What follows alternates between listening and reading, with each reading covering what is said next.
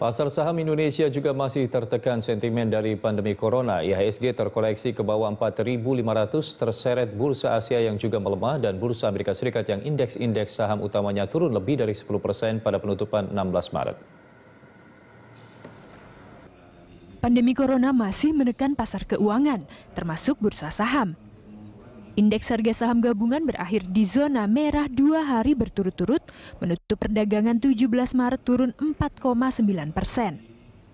Bursa Efek Indonesia bahkan sempat kembali melakukan trading halt atau menghentikan perdagangan sementara selama 30 menit karena penurunan IHSG sempat menyentuh 5%.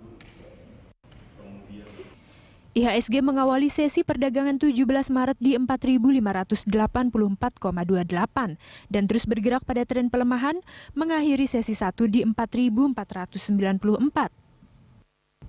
Pada pukul 15:02 waktu Jakarta Automated Trading System, IHSG turun 5% ke 4.456, sehingga BEI menghentikan perdagangan saham dan baru membukanya kembali pada pukul 15:32, sebelum kemudian IHSG berakhir di 4.456,75.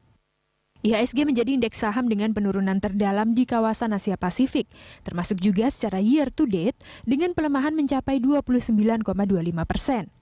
Namun mayoritas indeks kawasan Asia juga melemah lebih dari 20% sejak awal tahun.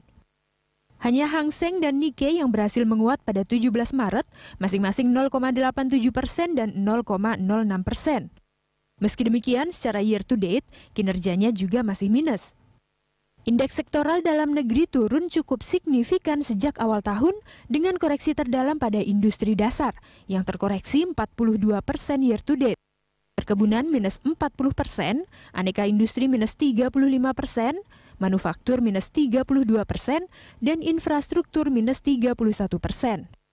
Sektor properti turun 31,9% year to date, pertambangan minus 28%, barang konsumsi dan keuangan turun 25%, sementara sektor perdagangan melemah 24,9% sejak awal 2020.